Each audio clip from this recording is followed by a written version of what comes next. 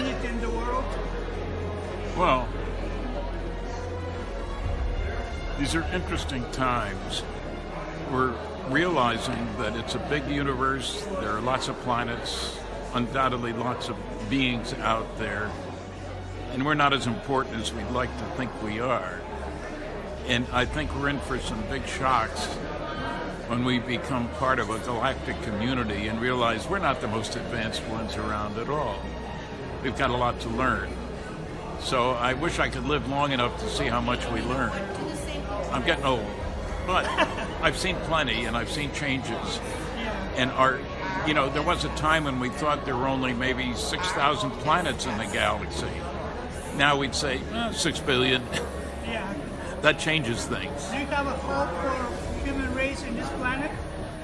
Do I have what? Hope? I'm inherently an optimist, and I think man is smart enough to work his way out of most difficulties, not always easily. So I think we can adjust to a new reality, and I'm optimistic about that. That good sense will prevail. Maybe that's foolish optimism, but because man has often shown that he isn't very sensible. But I think that the world of my great-grandson will be a different world. I have a grandson, a great-grandson. And I am optimistic that we're going through a rough time right now, very rough time. But I anticipate that we'll get through it and come out better at the other side.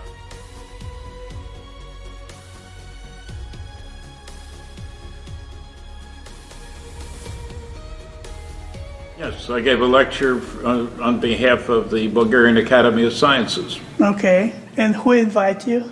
They did. Oh, they did? Yeah. And you talk about? Dr. Phillips, my usual melange of things. I start from the position that after almost 60 years of study and investigation, I'm convinced that Earth is being visited by intelligently controlled extraterrestrial spacecraft.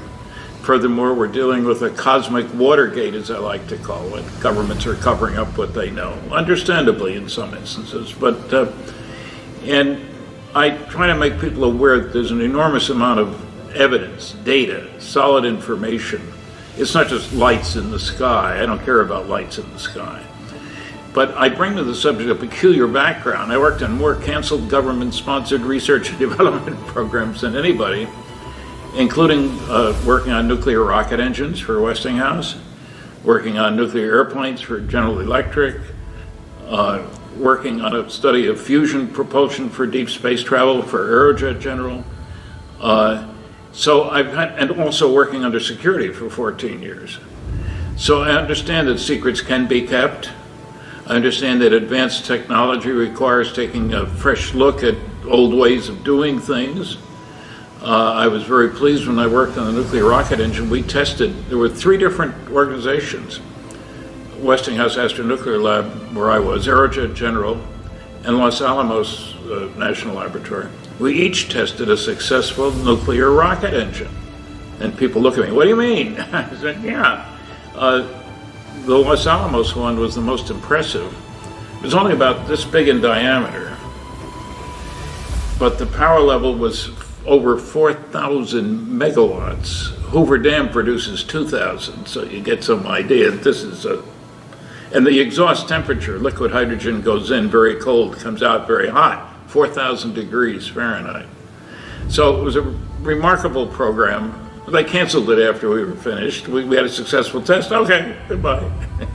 But so I have come at the problem from a sort of different view than most people. I have never seen a flying saucer. I have not been abducted by aliens. I know people who have been, but I try to rely on the scientific method as a nuclear physicist.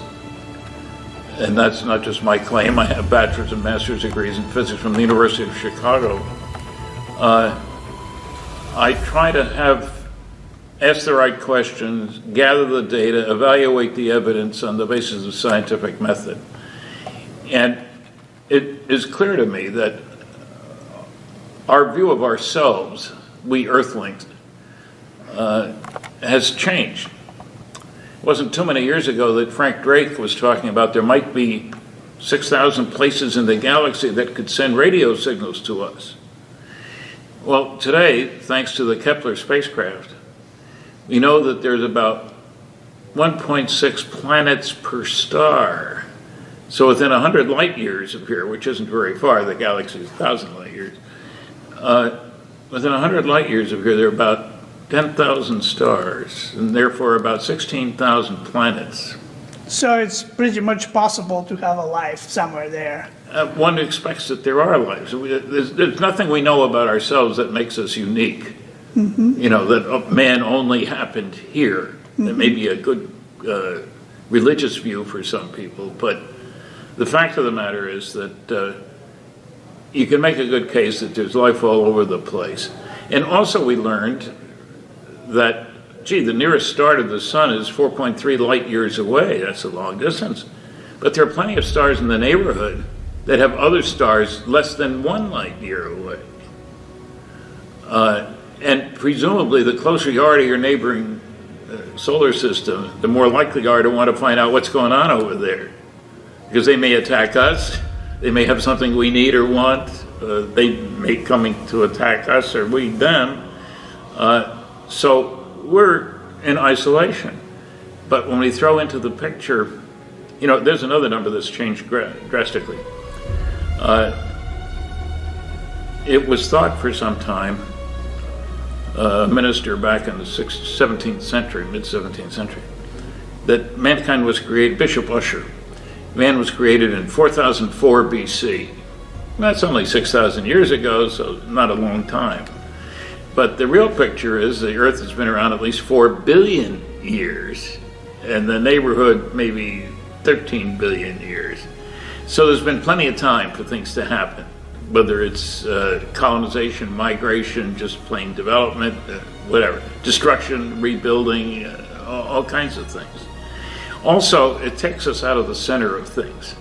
We'd like to think how important we are, but are we? I don't think so in the larger scheme of things. We do represent a threat to the neighborhood, and I expect that other civilizations in our neighborhood would be concerned about us. You know, look at our track record. World War II, we killed 50 million of our own kind.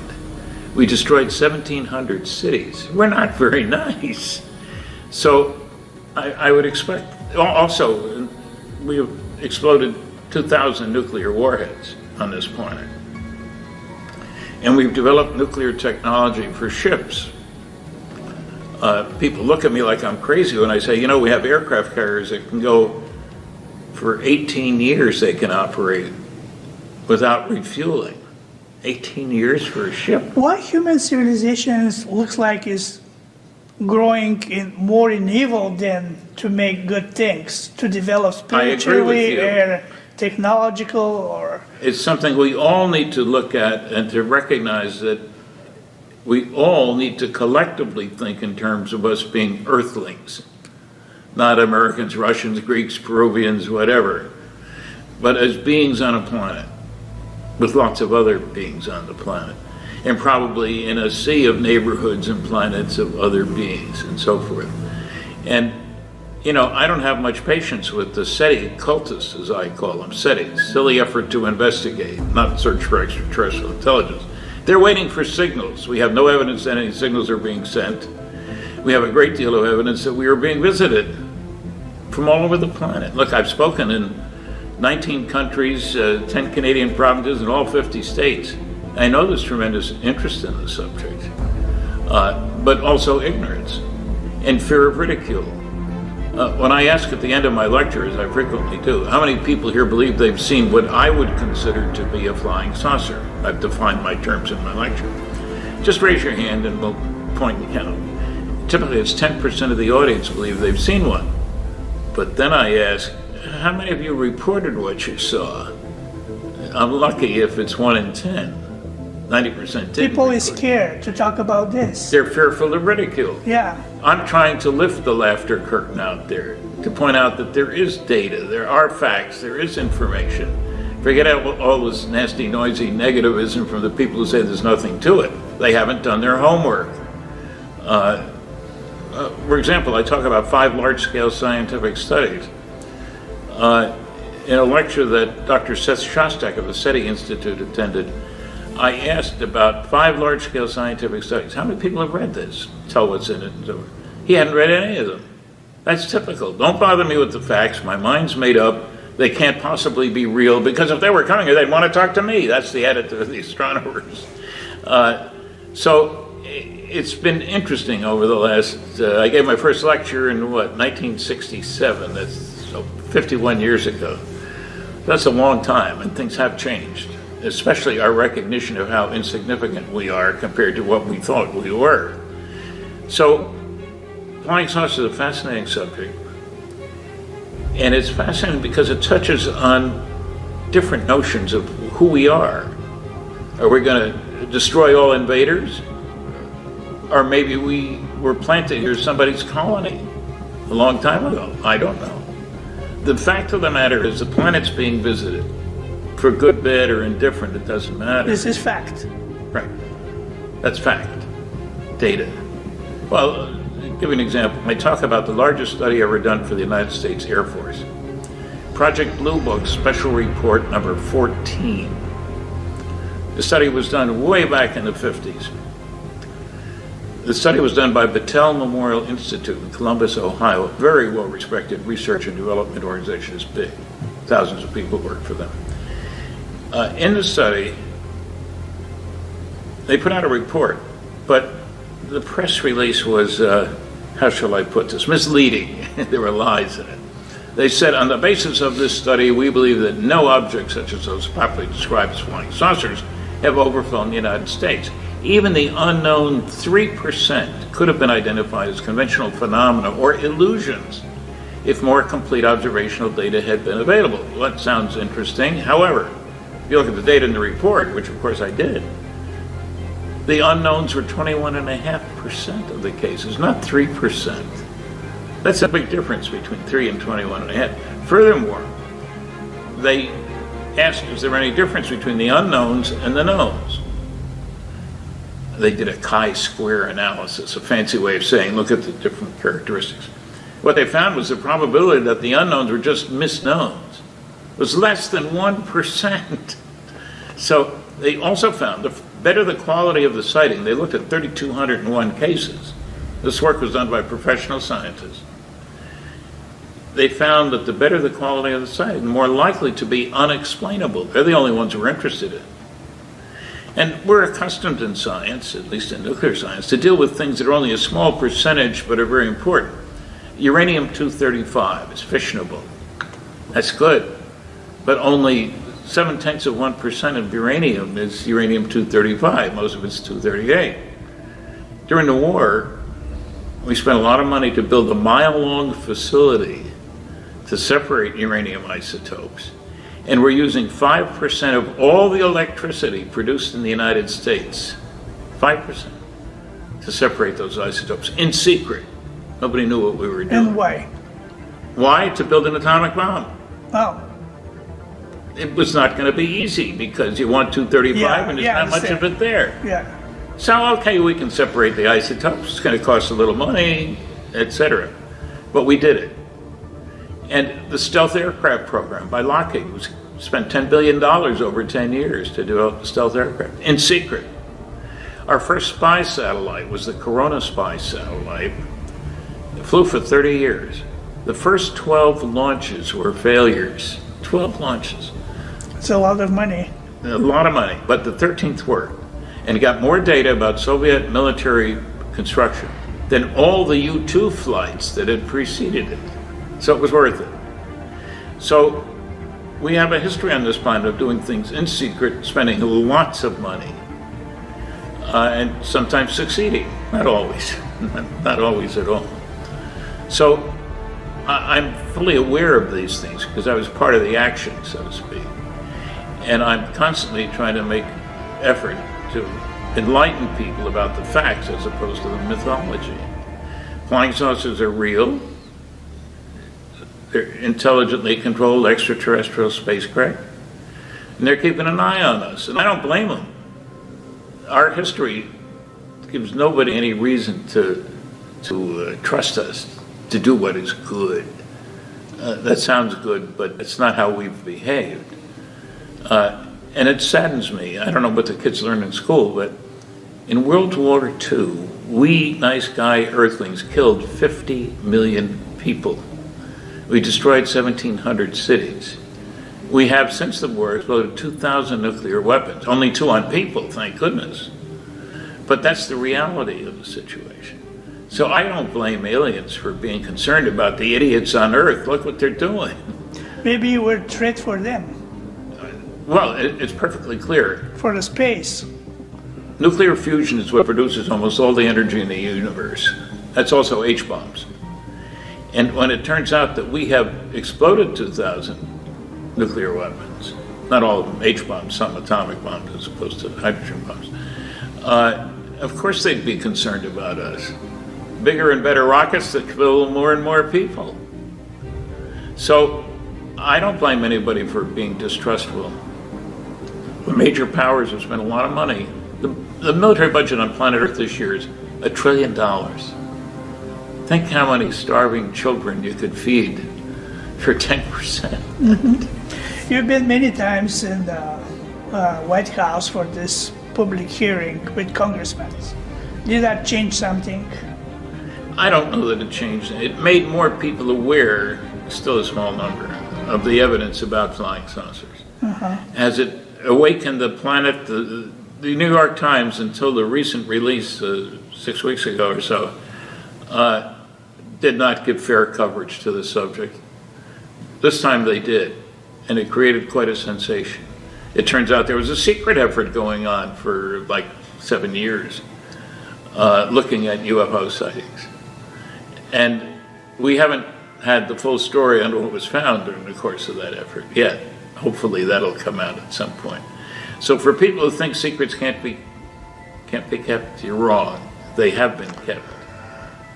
I mean, I fully understand that it's a matter of national security, some stuff, but there's something else I think is covered up. Why they don't still keep the secrets for national security, because it's okay, but to open these files for these visitors, for these extraterrestrial visitations, the UFO, why they still keep that secrets? Maybe if they open that, that will open much more questions, and maybe they'll be ashamed to answer these questions. Well, one thing is, there are darn few groups on this planet that think of themselves as Earthlings. Nationalism's the only game in town. And new technology is always in the service of nationalism, national power, glory, whatever you want to call it, ignominy. So I can't justify the secrecy. Maybe they know something so terrible that we're going to be wiped out in 10 years, so why bother to tell us now? You know, live your life in peace until the big day comes. I don't know. I can't give you a good excuse for it. A former military guy I had a conversation, he said back in the years 50s, 60s, he said we had a command, first shoot and then ask. Ask first, shoot later. No, first shoot and then ask. Okay. Shoot first, yes. Yeah. Ask questions later. Because it's kind of... They're going to attack us if we don't attack them. Right. Yeah. We don't have an attitude on the planet that we're all in this together. This pretty blue ball, as somebody once described it, is a place for all of humanity. And we need to recognize that there are other humanities out there. And they can't all be destructive, or there wouldn't be so many of them coming around. So I'm an optimist, even though I'm 83 years old. I've spoken to over 700 audiences. I've been very well received all over the world. And I'm very pleased about that, because that article, the big article in the New York Times, back December 16th, I think it was, mentioned that there had been a secret program ongoing for 7 years that we hadn't heard about at all. And we only spent $22 million on investigating sightings. That's peanuts. But still, it's the first time that was revealed after all these years. And so maybe we're slowly getting on the right track to recognize that we're part of a galactic community. There are other things to do better than kill people. Fusion can be used for propulsion. I worked on a study in 1962 and the basic conclusion was if you have the money, you can go. Lots of money. Dr. Stephen Greer talked about the free energy. I haven't seen any evidence that he knows where it comes from or has been able to produce it. They're just looking for free energy. It sounds good, free energy. Yeah. Show me. I mean, I'm not a scientist. Well, I am, and I haven't seen any evidence for it. Interesting thought. Who's going to make that disclose? The government, the scientists, or social media? Well, at some point it's got to be governments because they got the power to reveal the secrets. It's against the law to reveal classified information to somebody who doesn't have an appropriate clearance or need to know. That's breaking the law if you do that. So, and that's true in all countries, it's not just the United States. So, at some point, the powers that be, political powers on the planet, have to decide. It's time we open the books, told the world what's going on. We had a good start mid-December. And I'm waiting for the next shoe to drop. I think there will be another shoe. Do you think that human race is ready to hear that? Yes.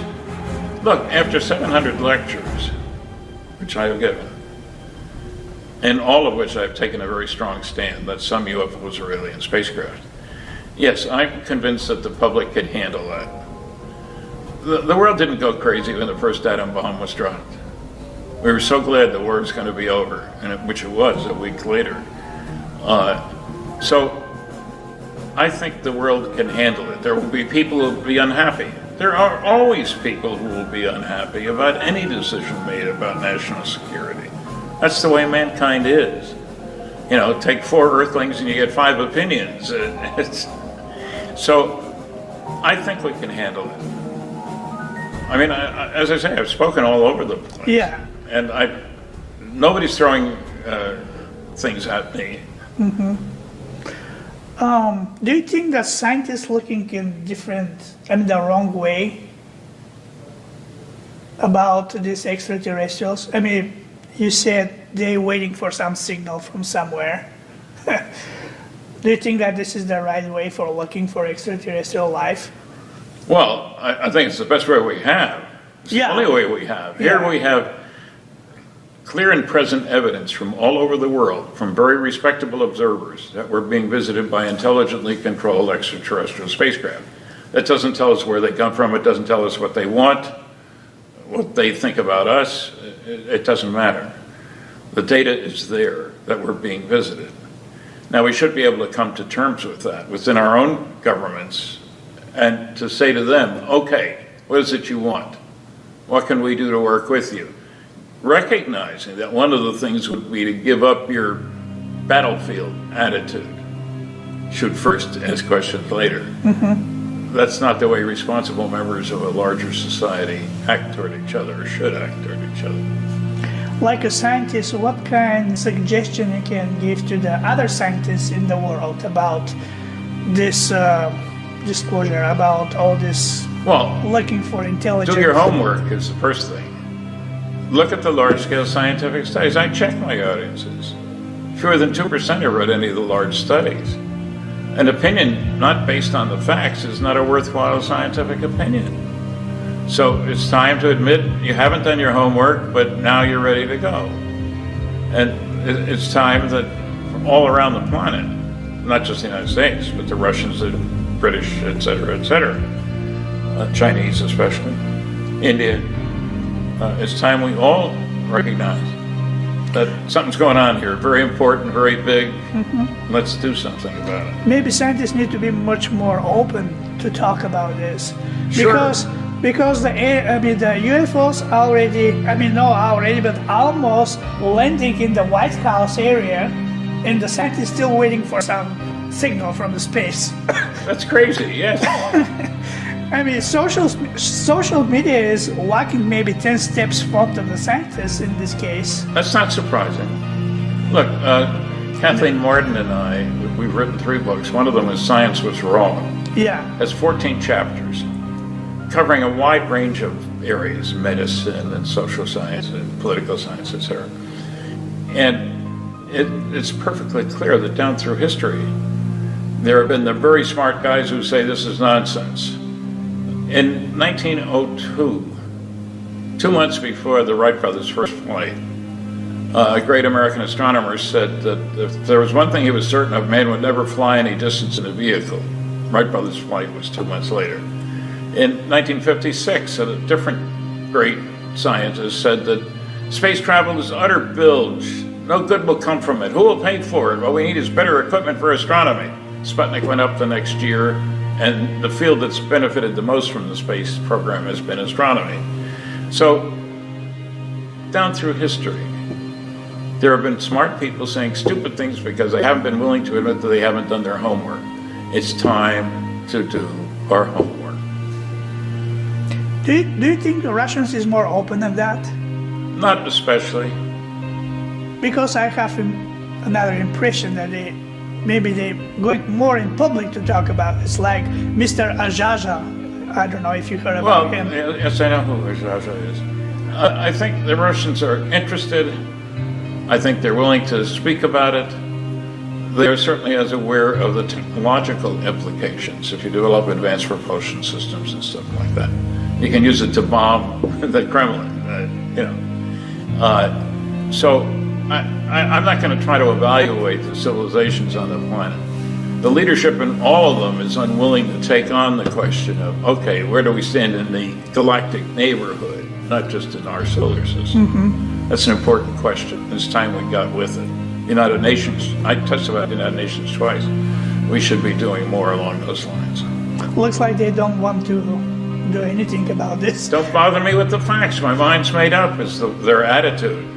But that's changing. The younger generation is ready, willing, and able, I think. I'm an optimist. Maybe European Union will open some program about this. I don't know.